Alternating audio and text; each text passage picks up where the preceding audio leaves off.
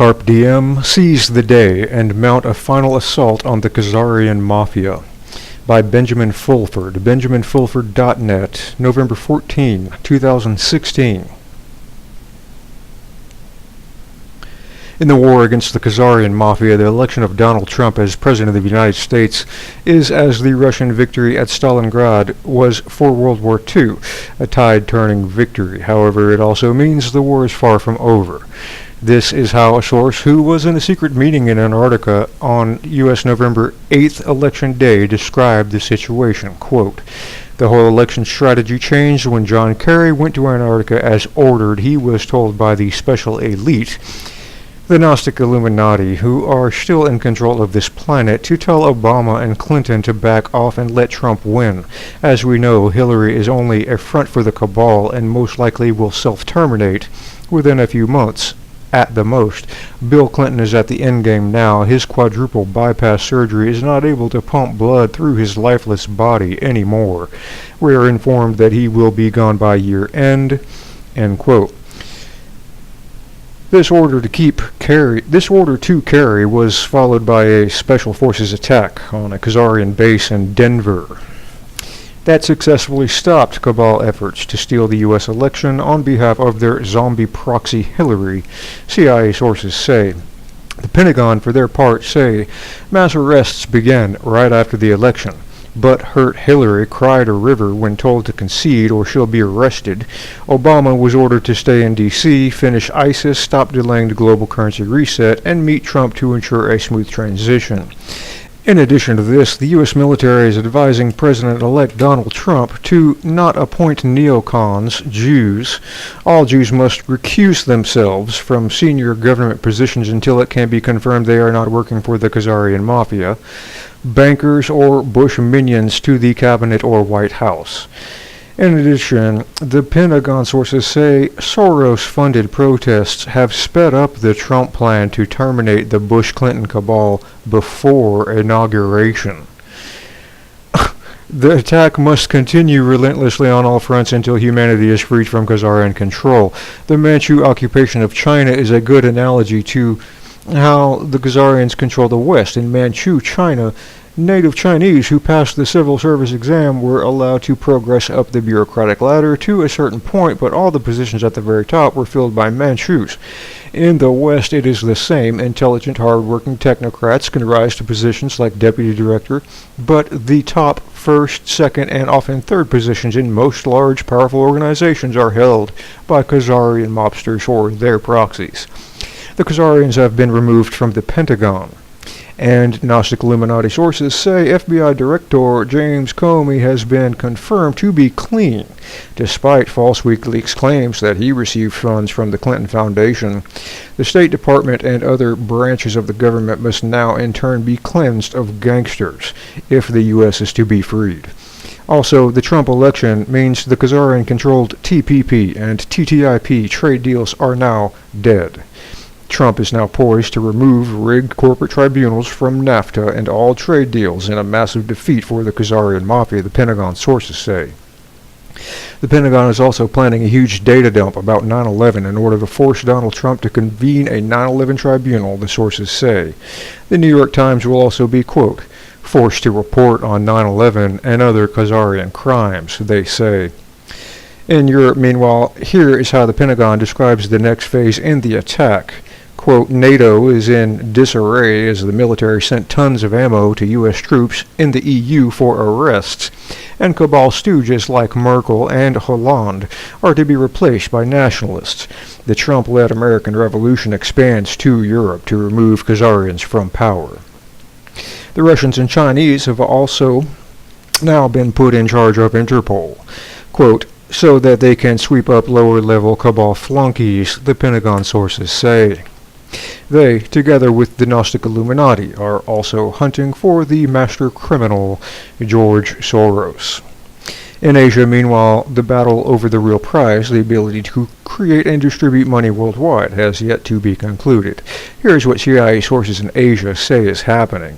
Quote, Mark Reddy, the Dutch PM and spokesman for King Wilhelm Alexander and his mother Beatrix, the former queen, will be in Jakarta on the 23rd of this month along with his trade mission delegates. He is coming to negotiate their claim and the recovery of their share of the AU gold stored in Jakarta and Semarang on behalf of the Netherlands, i.e. the Vatican and their patrons.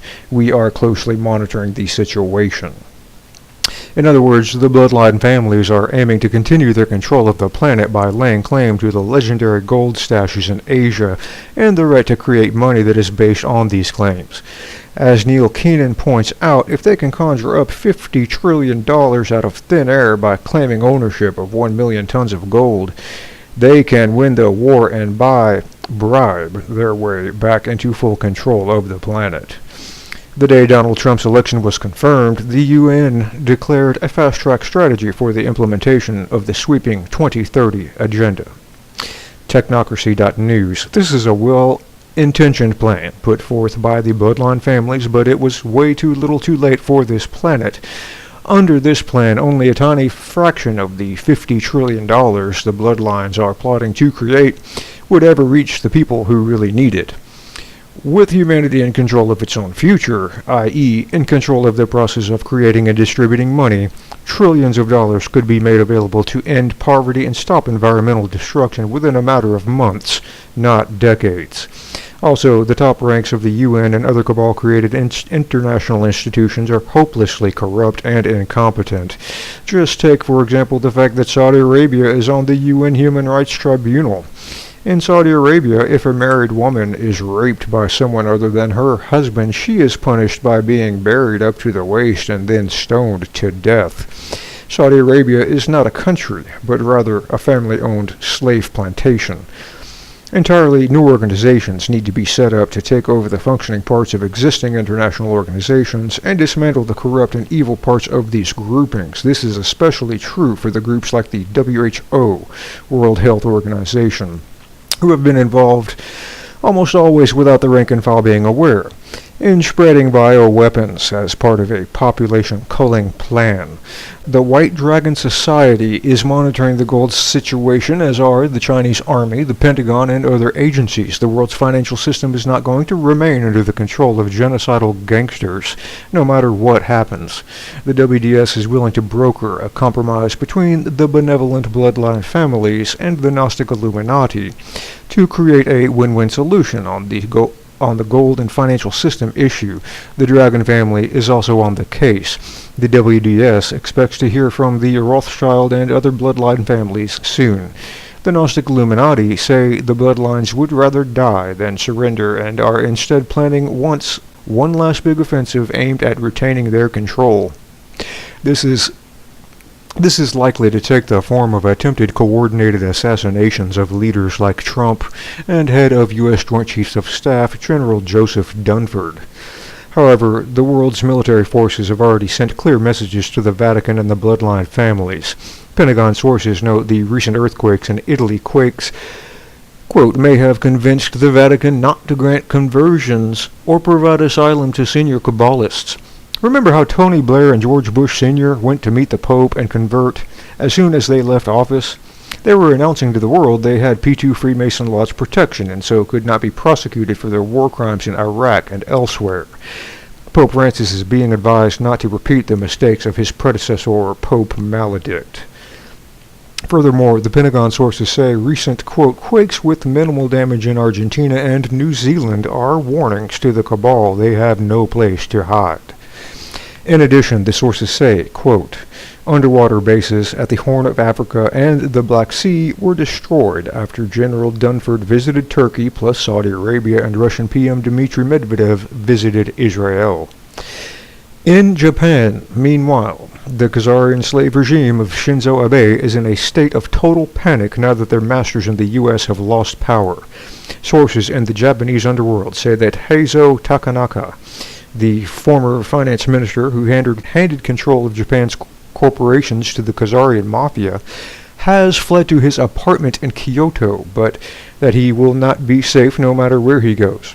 The same goes for all the other traitors in Japan, the Japanese underworld sources say. Right-wing sources linked to the imperial family are saying preparations are underway for a new Japanese government and a serious economic, governmental, and social overhaul. The Chinese government and establishment, for their part, are also initially shocked by Trump's election, but they are now realizing that despite his campaign rhetoric, a Trump regime is actually more in China's interest than a Clinton regime would have been. The Chinese were advised the Khazarian mobsters behind Clinton would tell the Chinese whatever they wanted to hear and then stab them in the back the first chance they got. In contrast, Trump advisors are already telling China the U.S. is considering joining the Chinese-initiated Asian Infrastructure Investment Bank, Chinese government sources say.